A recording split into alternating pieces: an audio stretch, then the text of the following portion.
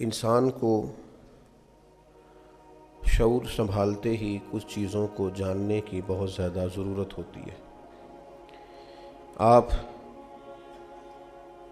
بولنے کے لیے بھی کسی سے سیکھنے کی طرف متوجہ ہوتے ہیں، چلنے کے لیے بھی کوئی انگلی تھامتا ہے تو پھر انسان کو پیر جمانے کا سلیقہ سمجھ میں آتا ہے۔ انسان اپنی تہذیب سے، ارد گرد کے ماحول سے، اپنے بڑوں سے، اپنے بزرگوں سے بہت کچھ سیکھتا ہے۔ احوال زمانہ بھی اسے سکھاتے ہیں، لیکن اس کی اصل ذمہ داری یہ ہوتی ہے کہ وہ شعوری طور پر اپنے آپ کو طالب علم بنائے۔ اس کا معنی سمجھیں، طالب علم، آپ کیا ہیں؟ میں طالب علم ہوں، یعنی میں علم کو طلب کرنے والا ہوں، میرے اندر حصول علم کی طلب ہے، میں چاہتا ہوں کہ مجھے علم میسر آ جائے، مجھے کچھ مل جائے۔ طالب علم بن کر جب تک انسان وقت نہیں گزارتا اور جب تک وہ طالب علم کا صحیح معنی اور مفہوم نہیں سمجھتا، اتنی دیر تک اسے شعوری علم نہیں حاصل ہوتا۔ ہو سکتا ہے کہ بعض اوقات وہ حروف کے مد و جزر کو سمجھ جائے، جملہ بنانے کا طریقہ اسے آ جائے اور بہت ساری چیزوں کی ترکیب وہ کرنی شروع کر دے، لیکن شعوری علم جو انسان کو شعوری بلندی عطا کرتا ہے وہ اتنی دیر تک نہیں ملتا جب تک آپ ایک طالب علم نہیں بنتے۔ میں اور آپ جس دین کے ماننے والے ہیں، دین اسلام کا اگر کوئی دوسرا نام رکھا جا سکتا ہے تو دین علم ہے۔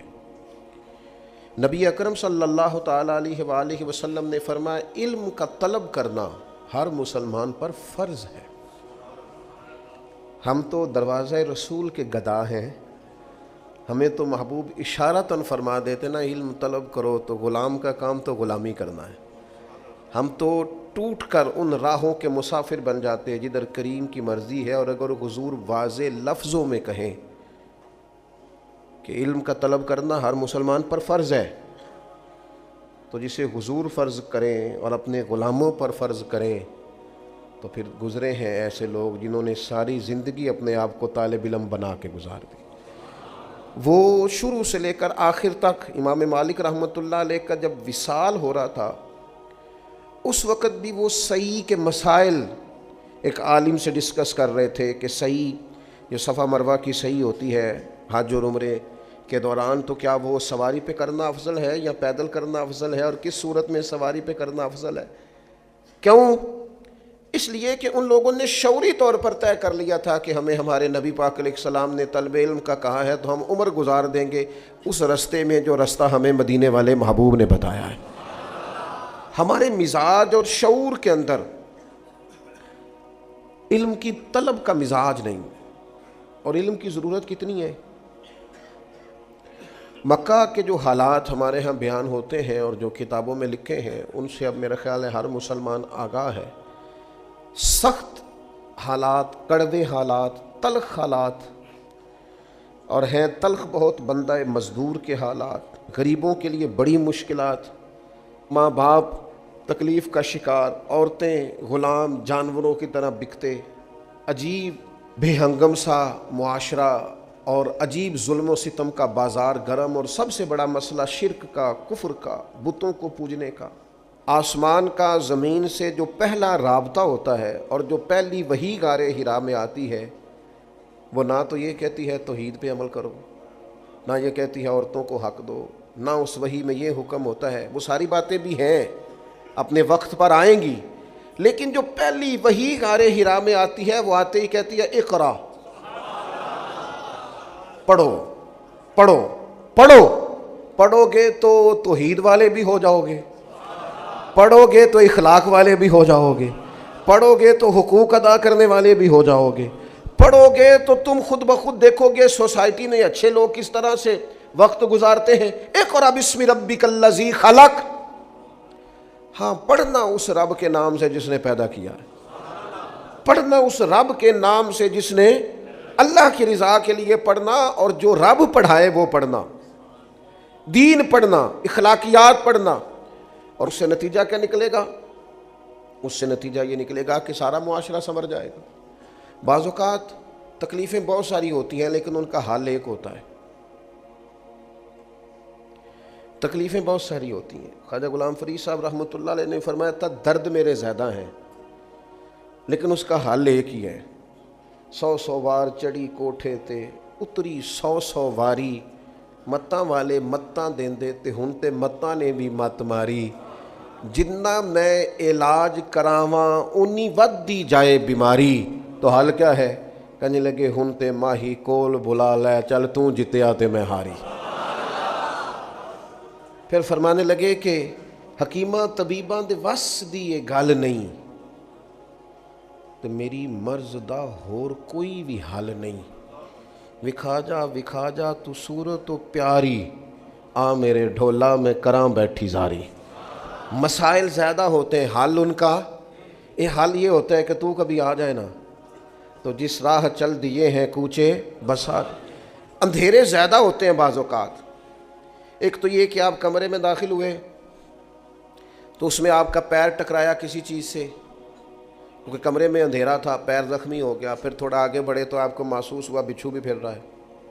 پھر اب ذرا اور آگے بڑھے تو آپ کو محسوس ہوا کہ کہیں تھوڑی نمی بھی ہے کمرے میں, کسی وجہ سے کوئی بارش اپنا اثر چھوڑ گئی ہے. اب چونکہ کمرے میں اندھیرا تھا تو یہ ساری تکلیفیں تھیں. ان ساری تکلیفوں کا حل کیا ہے؟ ایک, روشنی کرو کمرے میں. اس میں آپ روشنی کرو گے تو آپ کو محسوس ہو جائے گا پیر سے ٹکرا کیا چیز رہی ہے. اور آپ روشنی کر کے دیکھیں بچھو شچھو چوہے شوہے تو ویسے ہی بھاگ جاتے ہیں سارے. ان کو تو چاہیے بھی صرف اندھیرا ہی ہوتا ہے. چور شور سارے دنیا میں جتنے اندھیرے ہیں, جتنی طاغوت ہے, جتنا ظلم ہے, جتنا جبر ہے, جس قدر تکلیف ہے, ان سب کا علاج روشنی ہے. روشنی کون سی؟ علم کی روشنی. اقرأ بسم ربک الذی خلق.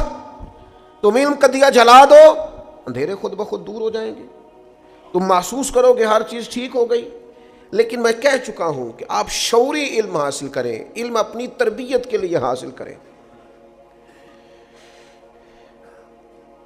ایک بڑی تکلیف کی بات نہیں کہ بندہ ڈگریاں حاصل کرے اور امتحانات گاہ میں جائے اور کئی سال تعلیم حاصل کرے, کتنے سارے اساتذہ کے سامنے بیٹھے, کتنی ساری کتابیں پڑھے, اور آخر میں اس سے پوچھا جائے تو نے کرنا کیا ہے تو کہتا میں نے نوکری کرنی. اتنی ساری ڈگریاں نوکر بننے کے لیے لی تھی. میں اس لفظ نوکری پر اعتراض نہیں کر رہا, آپ کو سمجھا رہا ہوں. نوکری جو آپ اپنے وطن میں ملک میں رہ کے کرتے ہیں وہ تو اعزاز کی بات ہے, خدمت کا ایک ذریعہ ہے. لیکن آپ کی سوچ تعلیم کے بعد جو ہونی چاہیے وہ کیا ہونی ہے کہ میں اتنا کچھ کرنے کے بعد نوکر بننا چاہ رہا ہوں. آپ تھوڑا سمجھے تو صحیح نا. آپ نوکری ویسے کریں, خدمت خلق کریں, آپ ڈیوٹی سمجھ کر نوکری کریں, لیکن اس علم کی بنیاد پر نوکری نہیں کرنی. علم تو اس لیے حاصل کرنا ہے کہ مخلوق خدا کی خدمت کرنی ہے, دین کے لیے ڈیوٹی دینی ہے اور اللہ کی رضا تلاش کرنی ہے. شعوری علم حاصل کریں. شعوری, ہمارے ہاں شعوری علم کا میں نے جو نوکری کرنی ہے, او بھائی نوکری تو کار اچھی بات ہے, لیکن تو ذہن کیا بنا رہا ہے؟ پڑھ لکھ کے تو بندہ نوکر نہیں نہ ہوتا, پڑھ لکھ کے تو وہ بادشاہ ہوتا ہے. تعلیم تو بادشاہ. اور میں نے ایسے پڑھے لکھے لوگ دیکھے ان کا آفیسر کم پڑھا لکھا ہے, وہ بظاہر نوکری کر رہے ہیں, لیکن وہ افسر صاحب بلا کے کہتے ہیں پتر ذرا دسویں کی ہے. تو وہ عطا بن ابی ربی, بات یاد آ گئی, عطا بن ابی ربی نابینا تھے اور ایک ہاتھ بھی ان کا کام نہیں کرتا تھا تو ایک پیر بھی کام نہیں کرتا تھا, آنکھیں بھی کوئی نہیں, ہاتھ بھی کوئی نہیں, لیکن محدث بہت بڑے تھے. تو بادشاہ وقت جب ملنے کے لیے گیا نا تو چونکہ ان کو نظر نہیں آتا تھا تو آگے لوگ بیٹھے ہوئے تھے تو بادشاہ پیچھے بیٹھ گیا. تو بادشاہ پیچھے سے سوال پوچھتا, حضرت عطا بن ابی ربی سے, محدث ہے, پیچھے سے سوال پوچھتا, حضرت یہ بتائیے گا. تو فرمانے لگے تو چپ کر, پہلے جو سامنے بیٹھے ہیں ان سے تو بات کر لوں, تو پیچھے سے لقمے دیے جا رہا, حضرت چپ کر, ان کی تو سن لوں.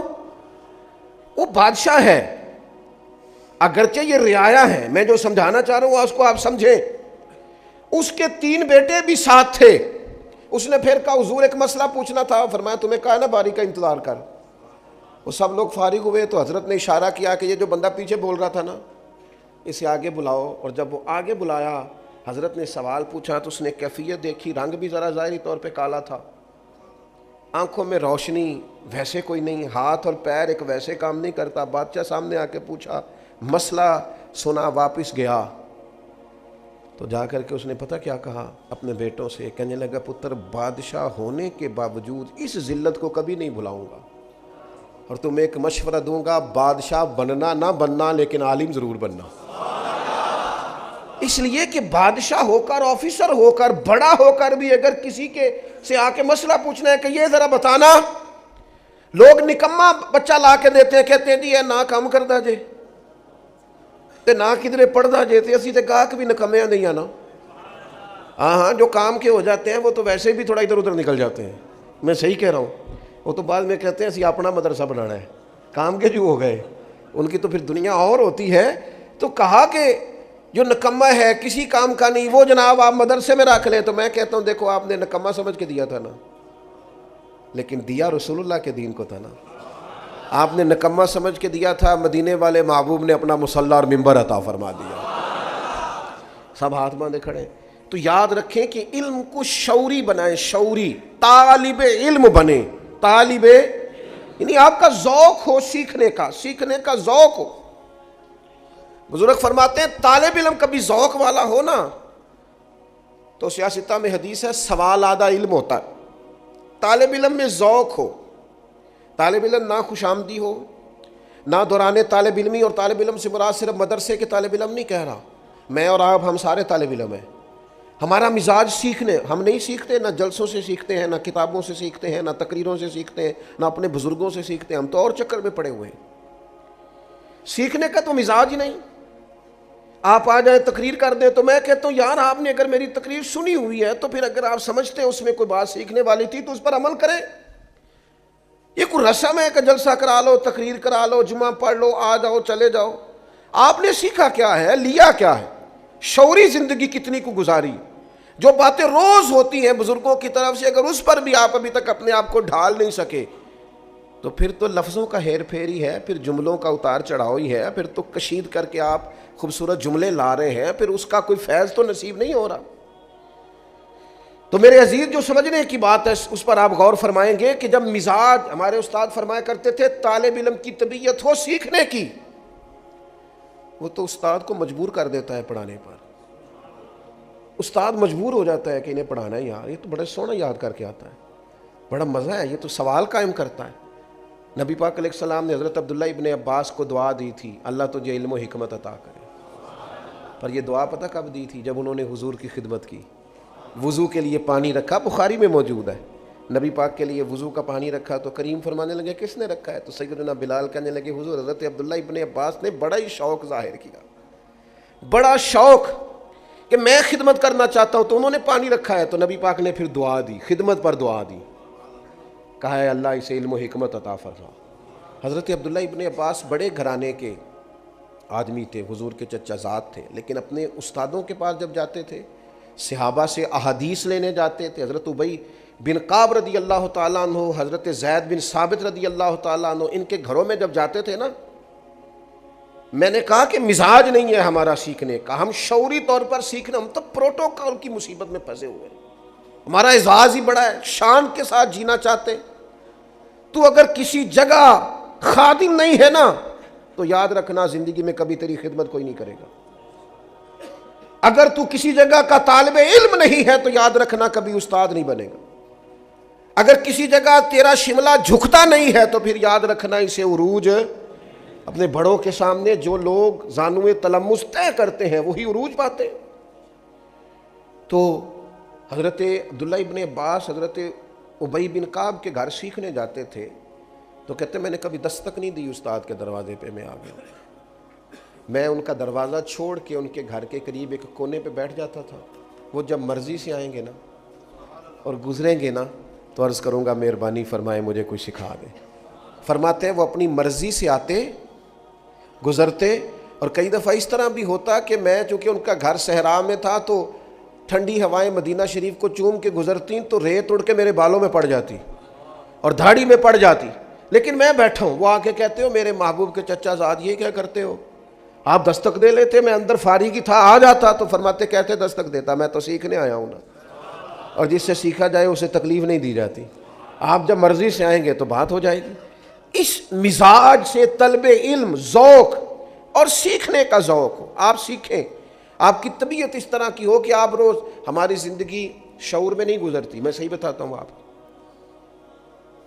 میں آپ کو صحیح بتاتا ہوں. گھروں میں سب سے زیادہ مسئلہ ازدواجی زندگی کا ہوتا ہے، لیکن جنہوں نے 3 مہینے پہلے فرنیچر کا آرڈر دیا ہے اور 1.5 مہینہ پہلے شیروانی کا آرڈر دیا ہے نا، اور اتنا پہلے شادی کی تیاری اور 3 ماہ پہلے ہال بک کرائے ہیں، وہ یہ پسند ہی نہیں کرتے کہ ہم اپنے بیٹے اور بیٹی کو کسی عالم کے اور بیٹی کو کسی معلمہ کے پاس لے جائیں اور انہیں بتائیں کہ ازدواجی زندگی کیسے گزارنی، مسائل دین سیکھ لیں، شعور ان کو آ جائے، انہیں سمجھ آئے حقوق زوجین کیا ہیں.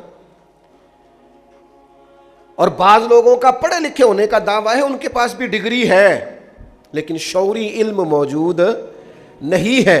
اپنی زندگی میں اس کو طاری کریں، آپ سیکھیں، ہر شعبے میں آپ سیکھیں. آپ غور کریں کہ اس پر اسلام مجھے کیا کہتا ہے. یہاں مجھے اسلام تھوڑی کہتا ہے کہ سارے چھوڑ کے عالم بن جائیں. اسلام کہتا ہے تجارت ضرور کرو، لوگ تجارت کریں، پر تجارت کے قاعدے سیکھیں. دین تجارت کس طرح بتاتا ہے.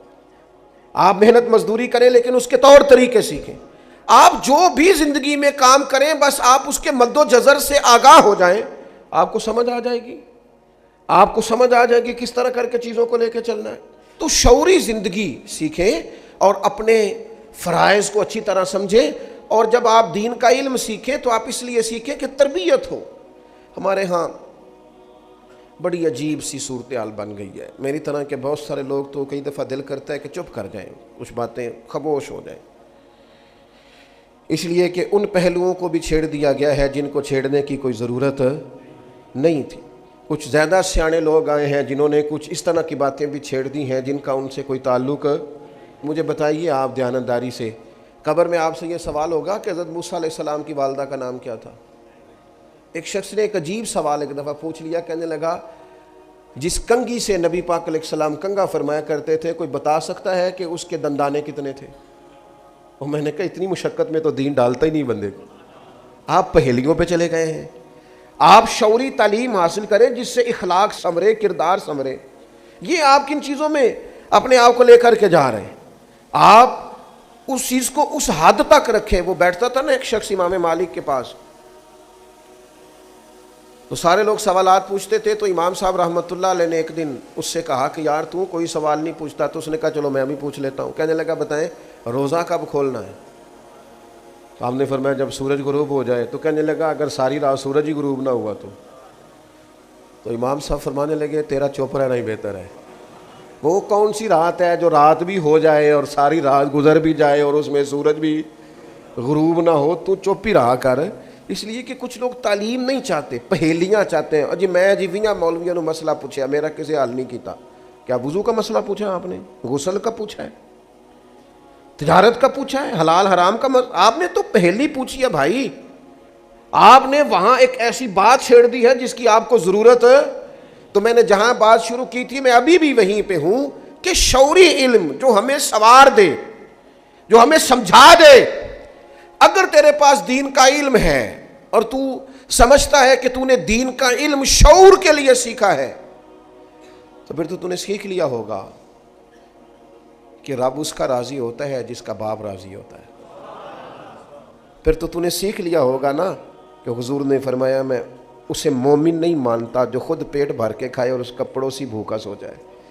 پھر تو نے یہ شعوری علم سیکھ لیا ہوگا کہ نبی پاک علیہ السلام نے فرمایا ہے کہ تم میں سے بہترین وہ ہے جو اپنے اہل خانہ کے حق میں بہتر ہے.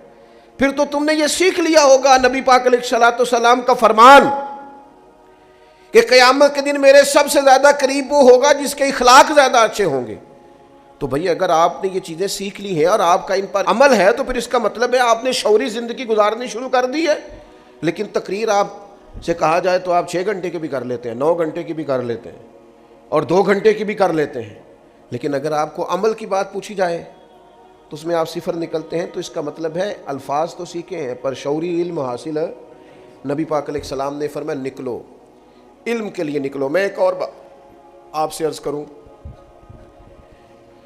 میری زندگی میں چھوٹی سی خواہش تھی کہ کچھ کرنا ہے. اگر اللہ نے کچھ شعور دیا ہے، کچھ ہمت دی ہے تو کچھ کرنا ہے.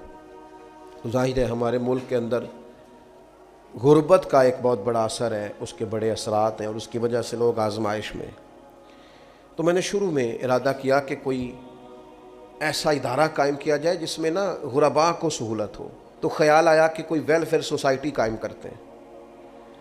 یہ میں جنہوں نے قائم کی ہے وہ بڑے مخلص لوگ ہیں، جو یہ لوگ کام کر رہے ہیں اچھا کر رہے ہیں، لیکن میں آپ کو اپنے چھوٹے سے تجربے سے آگاہ کرنے لگا ہوں. چونکہ آپ میرے محبت والے لوگ بیٹھے ہیں تو میرے ذہن میں اچانک یہ خیال آیا جب میں نے اس کو اچھی طرح پرکھا کہ کبھی ہمارے ملک میں نا یہ ویلفیئر کا کام کرنے والا 1-2 ادارہ تھا، اب وہ ادارے سینکڑوں ہیں. لیکن جس طرح دینے والے بڑھ رہے ہیں اسی طرح لینے والے بھی بڑھ رہے ہیں. آپ جس سڑک پہ لنگر خانہ کھول لیں وہیں لنگر خانہ چل جاتا ہے. مجھے یوں محسوس ہوا کہ ہم نے نا لوگوں کو چکر پہ لگا دیا ہے کہ مانگو، اور وہ مانگنے والوں کی تعداد بڑھ گئی ہے. لہذا میں نے سمجھا جو کر رہے ہیں وہی ٹھیک ہے، ہمیں اس میں اضافے کی ضرورت اپنے طور کریں گے جو ہم سے ہو سکے گا، کر رہے ہیں. لیکن باقاعدہ مروج کر کے پھر میرا خیال تھا کہ کوئی یتیم خانہ اس طرح کا کوئی ادارہ اگر ہو جائے تو وہ میں نے وہاں بھی کچھ شعوری وزٹ کیے تو میری سمجھ میں یہ آیا کہ ان بچوں کا ذہن بنا ہوتا ہے کہ ہم یتیم خانے میں رہتے ہیں اور ہمیں امداد کے پیسے ہی آئیں گے، کوئی کپڑے دے کے جائے گا تو پہنیں گے. ایک شعوری طور پر وہ طے کر چکے ہوتے ہیں. اس کے بعد بھی چند ایک لوگ نکلے جنہوں نے بڑے کارنامے سر انجام دیے، لیکن وہ لوگ اس کے بعد بھی پختہ نہیں ہو پاتے. خیال ایک بن جاتا ہے. اور پھر جو لوگ وزٹ کراتے ہیں نا یا یتیم خانوں کا، وہ بھی ہر روز تو 4 بندے لے کے آتے ہیں اور ان بچوں نے انٹرویو بھی دینا ہوتا ہے کہ ہمیں کھانا بڑا اچھا ملتا ہے، پیار بڑا کیا جاتا ہے. تو بیچارے ویسے بھی بعض بچوں کو دیکھ کے تو تکلیف ہوتی ہے کہ یہ تو مشین بن گئے بیچارے، روبوٹ کی طرح بول رہے ہیں. اب کرنا کیا ہے ملک میں؟ اگر کوئی توفیق ہے تو کوئی خیر کا کام تو کرنا ہے نا. حل کیا ہے؟ 2 ہی حل ہیں جو شروع سے ہمارے بزرگوں کا طریقہ ہے. ایک یہ کہ تعلیم بالغاں کا بندوبست کیا جائے. تعلیم بالغاں کو طریقت اور شریعت کی زبان میں خانقاہ کہتے ہیں، جہاں بڑے لوگوں کے لیے تعلیم و تربیت کا بندوبست ہو، جو مستقل نہیں رہ سکتے، کبھی مہینے میں 1 دفعہ آئیں گے، کبھی ہفتے میں 1 دفعہ آئیں گے، کبھی اس کو ہمارے بزرگ کہتے تھے خانقاہ ہے. ہم نے کیا کیا ہے؟ ہم نے مزارات پروموٹ کیے ہیں اور پھر ان پر بھی اللہ تعالیٰ معاف کرے الا ماشاءاللہ سب جگہ نہیں، لیکن جو کچھ ہوتا ہے وہ بھی کسی سے مخفی نہیں ہے. خانقاہ کیا تھی کہ آپ لوگوں کی تربیت کریں. یہ تعلیم بالغاں کے لیے، اور جو بچے چھوٹے ہیں ان کے لیے کیا کیا جائے؟ اگر آپ نے کچھ کرنا ہے تو ان کے لیے تعلیمی ادارے قائم کرو. آپ مدرسہ بناؤ، اسکول بناؤ، کالج بناؤ، یونیورسٹی بناؤ. ہمارے ملک کی جو میں سمجھا ہوں سب سے بڑی ضرورت تعلیم ہے. آپ ان کو تعلیم دیں تاکہ اس بچے کا یہ مزاج، آپ مدرسے میں جتنے مرضی غریب گھر کے بچے کو داخل کر لیں وہ کبھی نہیں سمجھے گا میں کسی ایسے ادارے میں آیا ہوا ہوں جہاں مجھے خیرات کا پیسہ ملتا ہے. وہ سمجھتا ہے میں تعلیم حاصل کرنے آیا ہوں. شعوری زندگی گزارو. اگر آپ کو دین پڑھنے کے باوجود بھی یہ سمجھ نہیں آئی کہ حلال کیا ہے حرام کیا ہے، اگر مکمل دین کے علوم کے بعد بھی حلال حرام کی تمیز تک ہی آپ نہیں پہنچے تو پھر کتابیں بند کر دیں. پھر آپ یہ دعویٰ چھوڑ دیں کہ آپ کا مزاج علمی ہے، اس لیے کہ حلال حرام کی تمیز تو رب کریم نے انسان کی فطرت میں پیدا کر دی. فطرت میں پیدا کر دی. جو بچہ بالکل چھوٹا ہوتا ہے نا، ماں کے سینے سے دودھ لیتا ہے، اسے بھی کسی اور ماں کے قریب کیا جائے نا، اگرچہ اس کی ماں کی عمر کی ہو، تو اس عمر میں بھی کہتا ہے میں نے یہاں سے دودھ نہیں پینا اس لیے کہ یہ میری ماں. بہت مجبور کر کے قائل کر کے کسی کو عادی کیا جائے تو عادی کیا جائے، ورنہ بچے پینے کو تیار. تو شعوری علم دین کا حاصل کریں جو آپ کو سمجھائے. قرآن مجید نے کہا انما یخشی اللہ من عبادہ العلماء، فرمایا اللہ کے بندوں میں سے جو عالم ہیں وہ اللہ سے ڈرتے ہیں. علم کیا کرتا ہے؟ خشیت پیدا کرتا ہے. اسی لیے حضرت سیدنا عبداللہ ابن مسعود رضی اللہ تعالیٰ عنہ ارشاد فرمایا کرتے تھے کہ علم کوئی زیادہ باتیں کرنے کا نام تو نہیں، علم کثرت روایات کا نام تو نہیں، علم تو خوف خدا کا نام ہے. تیرے اندر کتنا کو ہے پتہ چل جائے گا تو کتنا عالم ہے. اور پھر حضرت عبداللہ ابن عباس رضی اللہ تعالیٰ عنہ اسی مقام پر خوب ارشاد فرماتے ہیں عالم تو وہ ہے جو اللہ کے حلال کو حلال جانے اور حرام کو حرام جانے. اور فرماتے ہیں عالم تو وہ ہے کہ جسے شعور حاصل ہو جائے کہ اللہ وحدہ لا شریک ہے، اس کے علاوہ کسی کی عبادت کرنا جائز نہیں ہے. اور فرماتے ہیں عالم تو وہ ہے کہ جو اس بات کا یقین کر لے کہ قیامت قائم ہوگی، حساب دینا پڑے گا، محاسبہ ہوگا، وہ عالم. اور نبی پاک علیہ السلام نے فرمایا علم کے رستے پہ نکل جانا، تعلیم علم کے لیے جد و جہد کرنا. हुजूर फरमाने लगे तुम दीन के इल्म के लिए निकल जाना, जब तक तुम लौट के नहीं आओगे तुम अल्लाह के रास्ते में हो। आप किसी जगह भी जाएं, आप जुमे के लिए जाएं, आप महफिल के लिए जाएं, लेकिन मिजाज पैदा करें कि मैं तलबे इल्म के, कोई तशरीह में जाने की ज़रूरत नहीं, तालिबे इल्म को सपोर्ट करना शुरू करें। मैं बड़े ज़ौक़ से नात सुनता हूँ, लेकिन आपने और मैंने मिल के ना, मैं सिर्फ आपके खाते में नहीं डालता, हमने कवालों को और नात खानों को इतना प्रमोट किया है कि मैं सोच समझ के कह रहा हूँ। अब आपके मशहूर नात खानों में से कोई भी लाखपति नहीं, या करोड़पति हैं या अरबपति हैं। मैं शौरी बात कर रहा हूँ मस्जिद में बैठ के। आपके कवाल लाखपति नहीं जितने भी मारूफ और मशहूर हैं, वो करोड़पति हैं या खरबपति। आपने फ़न का मुजाहरा करने वालों को, फ़न का मुजाहरा करने वालों को सपोर्ट किया, इल्म की तरवीज करने वालों को सपोर्ट नहीं किया। मिजाज नहीं हमारा। मैं आपको बताता हूँ, महफिल करानी हो ना आपने कहीं, तो आप अभी ऐलान करें तो 2 बंदे खड़े हो, इतनी देंगे मेरी तरफ से, इतनी फलानी चीज़ मेरी तरफ से। और अगर इल्म को प्रमोट करना हो, मिले हैं कुछ लोग लेकिन ज़्यादा नहीं, कभी नहीं किसी ने आके कहा ये जनाब इतने लाख रुपए की किताबें दें तालिब इल्मों को लेके, ये पढ़ें, लाइब्रेरियाँ कायम होनी चाहिए। और कुफ्र क्या करता है, हलाकू खान ने बगदाद पे जब पहला हमला किया था तो सबसे पहले किताबें उठा के दजला में फेंकी थी। वो कहता था इनका इल्म जब्त करो मुसलमानों का, ये खुद ब खुद तबाह। और वो हमारे साथ हुआ है, जाहिलों को प्रमोट किया हमने। आलिम आप तकरीर के लिए बुलाएंगे तो उसने तो अगली महफिल पे नई तकरीर भी तैयार करनी है, तो नात खाने तो कोई नहीं करनी, उसके पास तो पूरी 6 नातें तैयार हैं, हर महफिल में वही पढ़नी। तो फिर तो रिवाज ये होगा कि सुरे सीधी की जाए, तालीम ना हासिल की जाए। और जलसों का भी आलमोस्ट यही हाल है। मेरी ये गुजारिश है आप हजरात से कि शौरी तौर पर इल्म को सपोर्ट करें, आप मिजाज बनाएं। हमारे जितने भी स्कूल हैं दही इलाकों में, उनमें जाएं, वहाँ देखें असातिज़ा क्यों नहीं आ रहे। जब गवर्नमेंट ने पैसे खर्च करके स्कूल बनाया है तो क्यों वहाँ काम नहीं हो रहा। मसाजिद को सिर्फ मसाजिद नहीं होना चाहिए, इल्म का मरकज़ होना चाहिए। हमारी मसाजिद के अंदर सुबह दरसे कुरान मजीद हुआ करते थे, और किसी में 17 साल के बाद पूरा कुरान ख़त्म होता था, किसी में 15 साल होता था कि नहीं होता था। लेकिन अब हमारा मिजाज ही नहीं, हम आलिम शुरू भी करता है तो उठ के चले जाते हैं। तबीयत नहीं रही इल्म की, उसका नतीजा क्या निकला है कि वो ठीक है, कौम को वो शौरी ताकतें मुयस्सर नहीं है।